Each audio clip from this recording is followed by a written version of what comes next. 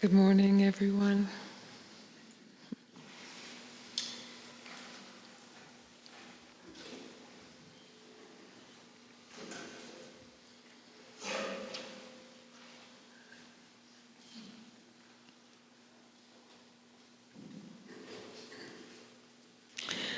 When I was a little girl, I used to pray a lot.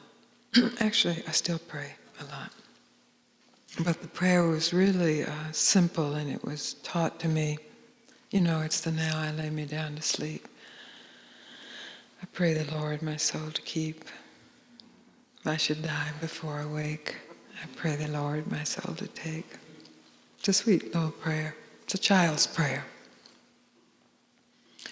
It's really a prayer about staying alive, and if you die, that you go to heaven. Then God bless Mama, God bless Daddy, God bless Aunt so-and-so, Uncle so-and-so.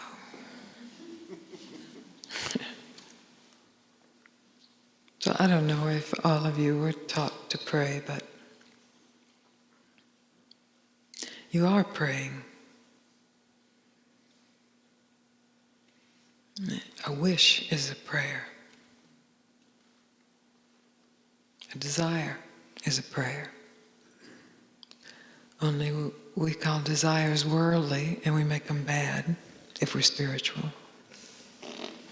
If we're worldly, we make prayers absurd. But they're the same. Whatever you are wishing for, whatever you are desiring, you are praying for. You want it. And you're focusing your attention and your energy on getting it either from God or from your focus. But it's a power, it's a huge power of desire. And it's in everything alive. But as human beings, we can be quite aware of that desire power and where it leads our lives.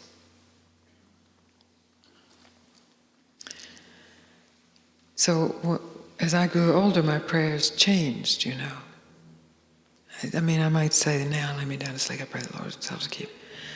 Okay, God, please give me the right boyfriend. Please help me pass this test. Please let me get in this school. Let me get in this sorority. Please make me a good person. Please help me to be a good person. Please let so-and-so like me. Right? Yes, tell the truth now. If you weren't actually saying that in a prayer, you were wishing it, hoping it, praying it before bedtime.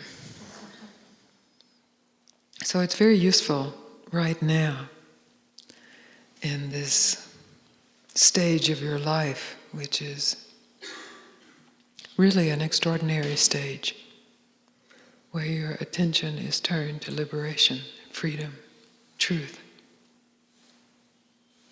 To really see what it is you are praying for, what it is you are desiring. To be able to tell the truth to yourself about that. And even more important then is to examine what it is that which you are praying for will do for you. Because not all prayers are answered, even though I say often your prayer will be answered. If your prayer is really down to the essence of what it is your lifetime or your lifeline wants, it will be answered. That's for sure. I guarantee it. But if it's up in some tangent of that, so when I was 16, I was praying that a certain boy would like me. And maybe he would and maybe he wouldn't. But what I was really praying for is that I would feel love.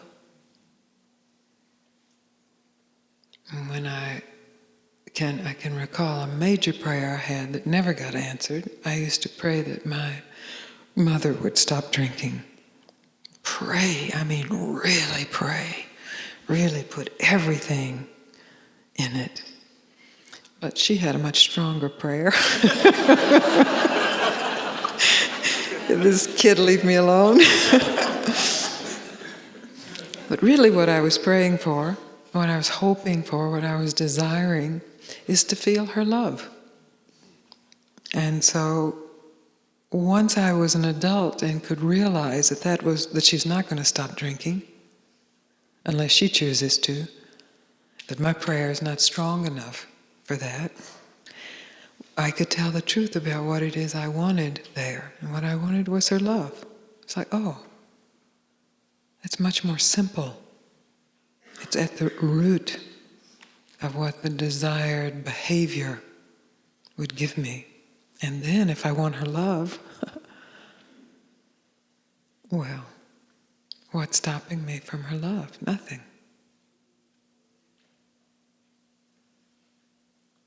So it was then not up to her to do anything. It was totally up to me to open to her love as it appeared. Drunk. Drunk. Oh, yes. There's love there also. So that was a major revelation. And it perhaps opened the gates of my mind so that when I could finally pray for a teaching or a teacher that would truly either reveal to me that my search was just a pipe dream,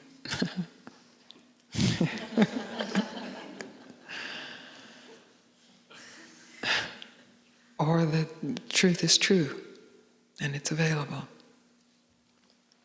That I could actually realize what that prayer, where it was coming from. Now, it took meeting my teacher, which I was praying for, to point me back to the source of that prayer. And the source of that prayer was and is the first glimpse, the first inkling, the first experience of oneself as larger than the body, or the thoughts, or the circumstances. My first inkling that I can recall was horrible. It was a terrible experience. It was an experience of my body disappearing. But in that experience, there is the truth. My body disappeared, but I am. And so the rest of my life was spent searching for something, I didn't know what, but something to reflect the truth or the falsity of that truth, that experience. And I, like you, wasted an enormous amount of time. So many avenues, going down so many avenues, so many dead ends, so many repeats.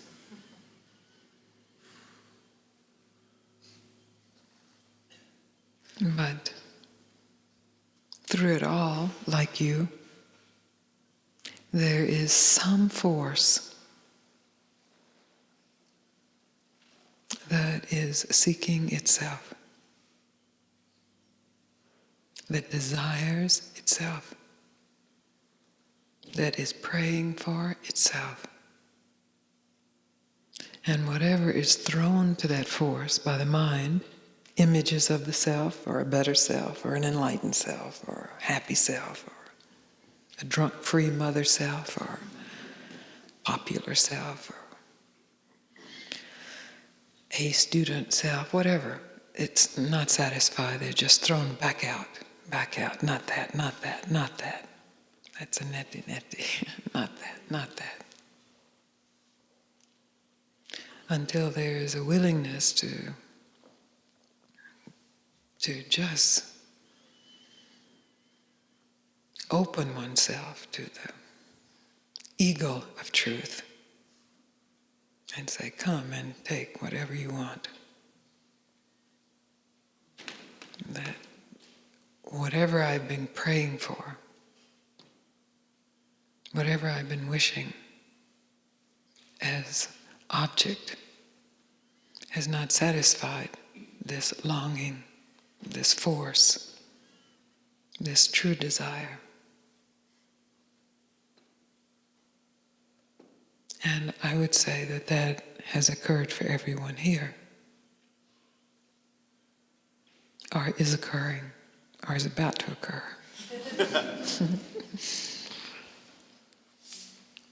Because you are here.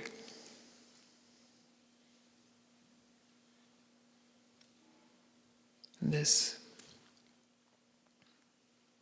invitation from my teacher and from his teacher to stop is an invitation to stop, not necessarily praying, but for praying for something. It's not to stop the desire, but to stop trying to feed the desire with something, so that the desire itself can rage in a fire that reveals the living prayer that consumes itself.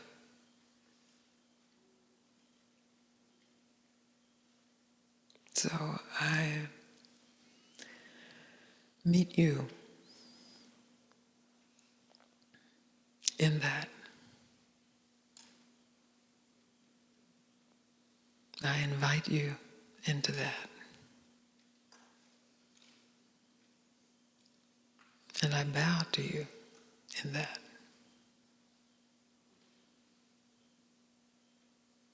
This is not, it may be formulated as a prayer for escape. But escape is a thing. It's a concept of getting away from, leaving behind, getting to peace or quiet or enlightenment or love. The praying itself is the fire of no escape, is the eagle that will come in and bring your heart out.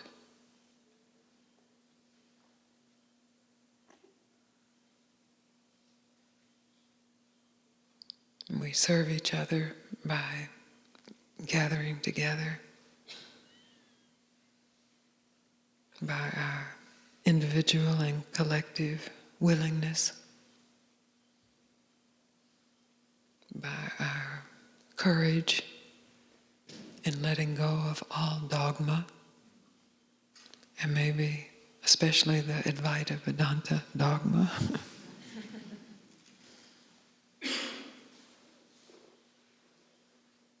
So that there can be a moment of raw and naked exposure to oneself of what is truly prayed for, what is truly desired. Finally, if no thing is received, if everything is received, what is still prayed for?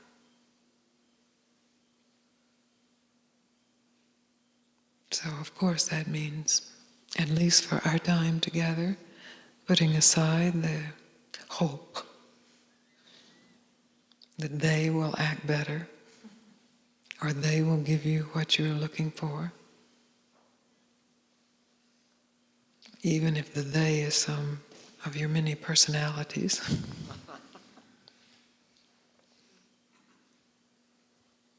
Giving up the hope that God will descend and pick you up and hold you and put you to sleep. Giving up the hope that you can sleep.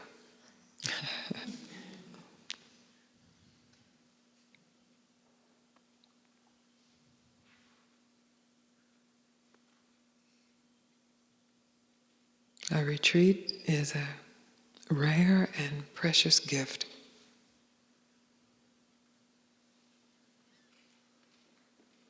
Moments of great ease and rest and sleep, and moments of great uprising,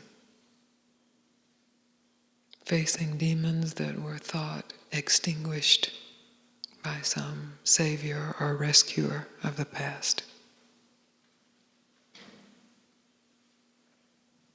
Nakedly, alone, together.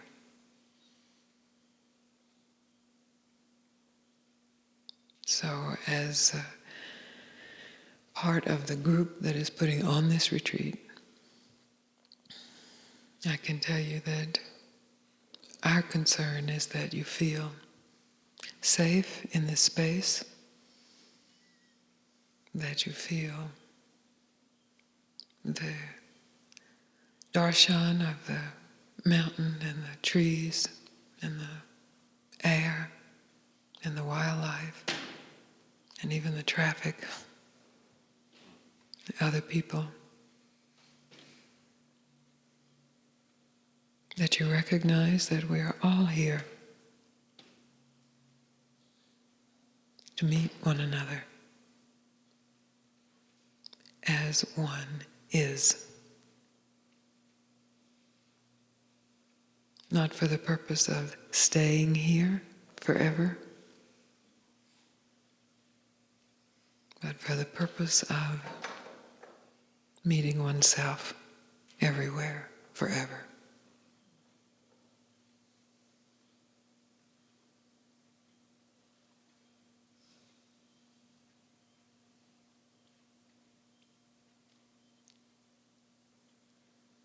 So welcome.